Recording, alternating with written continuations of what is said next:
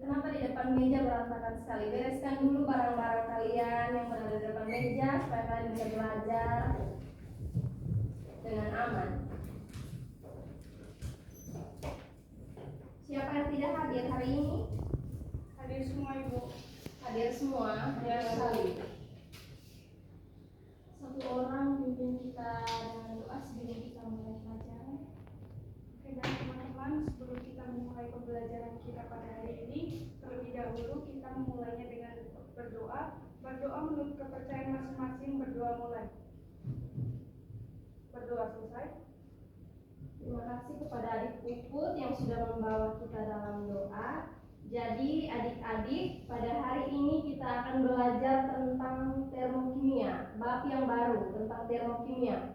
Jadi Ibu mau tanya terlebih dahulu, materi minggu lalu, bab kemarin, materi terakhir itu kita membahas tentang apa?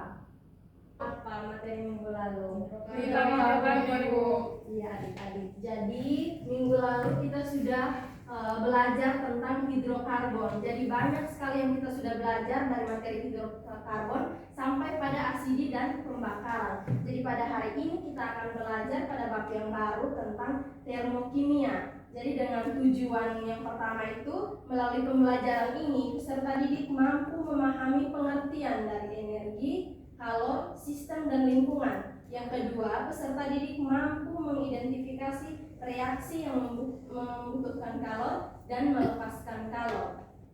Sebelumnya Ibu mau bertanya terlebih dahulu, apakah adik-adik pernah berolahraga? Pernah Ibu. Seperti jogging, Pernah, aerobik, angkat beban, tidak Ibu? Pernah Ibu. Jogging pernah? Pernah Ibu. Oke adik-adik. Kira-kira kalau adik berolahraga tuh adik-adik pernah bertanya tidak dari mana energi yang adik-adik hasilkan? Sempat berpikir Ibu. Sempat? Iya Ibu. Iya, jadi kira-kira dari mana energi yang adik-adik hasilkan? Dari tubuh Ibu. Iya, jadi sebagian besar energi itu berasal dari tubuh, lebih tepatnya itu berasal dari lemak. Jadi lemak di sini yaitu sistem penyimpanan energi utama dalam tubuh. Jadi selama kita berolahraga itu molekul lemak bereaksi dengan air membentuk golongan senyawa yang disebut lemak. Jadi energi pembakaran terbesar dihasilkan oleh hidrokarbon yang sudah kita belajar pada minggu kemarin. Jadi kita bersyukur karena cadangan energi itu disimpan dalam bentuk lemak dan bukan dalam bentuk karbohidrat. Kalian bayangkan saja, jika dalam bentuk karbohidrat, maka kita akan mengalami obesitas atau kegemukan. Ada yang mau obesitas atau tidak? Iya, Ibu. Jadi kita harus bersyukur. Hal ini yang menyebabkan pentingnya kita belajar tentang termokimia pada hari ini. Oke.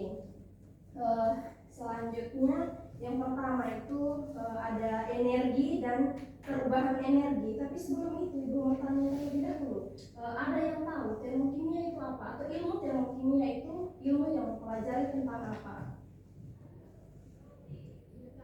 Bisa Ibu. Oke baik. Jadi termokimia itu cabang ilmu kimia yang mempelajari energi yang menyertai perubahan fisika dan perubahan kimia. Termokimia digunakan untuk memperkirakan perubahan energi yang terjadi dalam reaksi kimia, perubahan fase dan pembentukan larutan. Untuk termokimia di sini lebih tepatnya itu mempelajari tentang perubahan kalor. Untuk energi dan perubahan energi. Ibu mau tanya, ada yang tahu apa itu energi? Tidak tahu? Iya Ibu. Jadi energi itu kemampuan untuk melakukan kerja. Kerja di sini dalam artian itu suatu perubahan yang langsung dihasilkan oleh suatu proses. Jadi energi ada dua, yaitu energi kinetik dan energi potensial. Energi kinetik itu energi yang tersimpan dalam sebuah benda akibat gerakannya. Contoh dari energi kinetik, apakah adik-adik bisa menyebutkan contoh dari energi kinetik? Tidak tahu? Tidak Itu Ibu. seperti energi listrik. Jadi misalnya kan kipas angin. Dia bisa berputar kalau adanya energi listrik. Oke, jadi kalau energi potensial itu energi yang besarnya ditentukan oleh kedudukan benda, misalnya ketinggian benda. Oke adik-adik, Ibu akan mengirimkan LKPD ke grup WhatsApp. Jadi adik-adik diminta untuk membentuk 2 kelompok. Kelompok pertama mulai dari Elin sampai Yani, kelompok kedua mulai dari Mei sampai adik Elda. Jadi Ibu beri waktu 15 menit untuk adik-adik mengerjakan LKPD yang sudah Ibu siapkan. Jadi silakan kerjakan LKPD-nya. 3.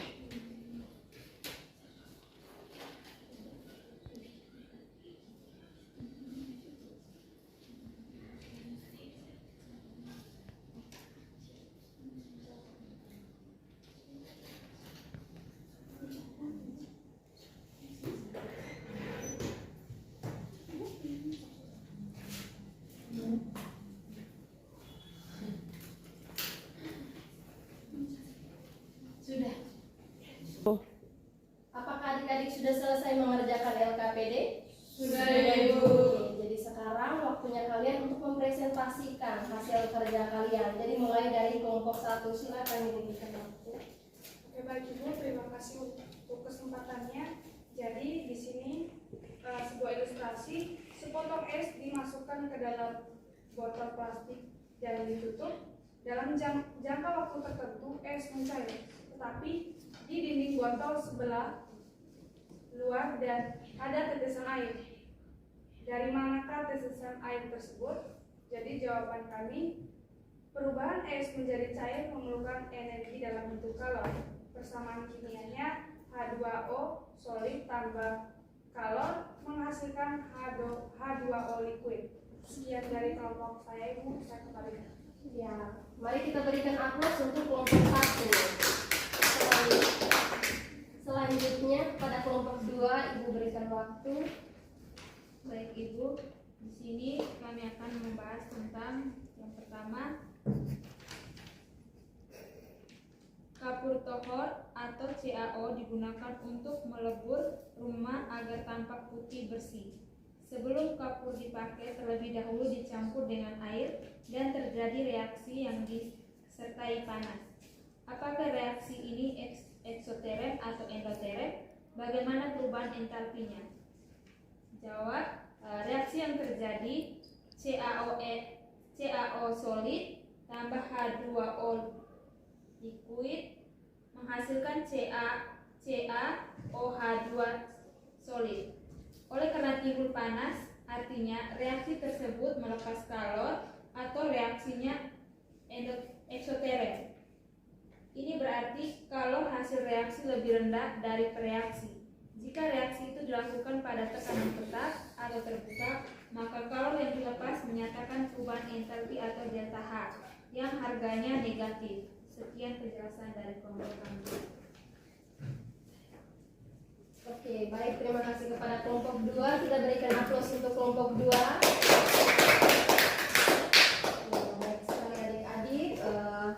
Setelah Ibu kalian mengerjakan LKPD, Ibu akan menjelaskan sedikit materi tentang energi dan perubahan energi. Jadi secara umum energi itu didefinisikan sebagai kemampuan untuk melakukan kerja. Di dalam hal ini yang dimaksud dengan kerja adalah suatu perubahan yang langsung dihasilkan oleh suatu proses. Kemudian yang selanjutnya tentang perubahan energi dalam reaksi kimia. Jadi ada energi panas dan kalor. Hampir semua reaksi melepas atau menyerap energi, umumnya dalam bentuk kalor. Kalor dalam hal ini didefinisikan sebagai perpindahan energi panas.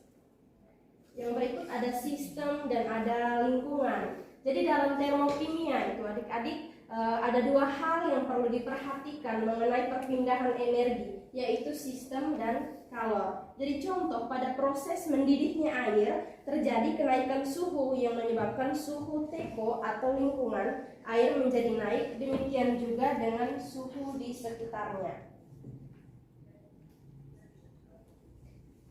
Ibu mau tanya kepada adik-adik sekalian, Mungkin ada yang tahu tentang sumber energi panas yang kalian ketahui itu ada apa-apa saja?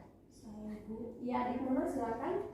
ada matahari, Ya. panas di bumi dan api Bu. Oke. Contoh dari energi gerak itu apa-apa saja? Mendorong meja Bu. Ya, ya. Selanjutnya. Oke, beri aplaus untuk adik Mona dan adik Putri.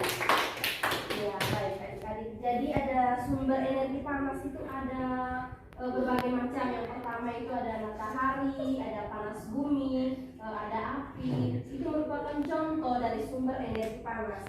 Kalau untuk energi gerak adik-adik yang paling sederhana yang sering kita lihat sehari-hari itu kipas angin, lalu mobil berjalan, lalu kincir air dan lain sebagainya. Ya, jadi sampai di sini saja pelajaran kita pada hari ini tentang topik termokimia khusus untuk pemahaman tentang energi, kalor, sistem dan lingkungan serta reaksi yang membutuhkan kalor dan melepaskan kalor.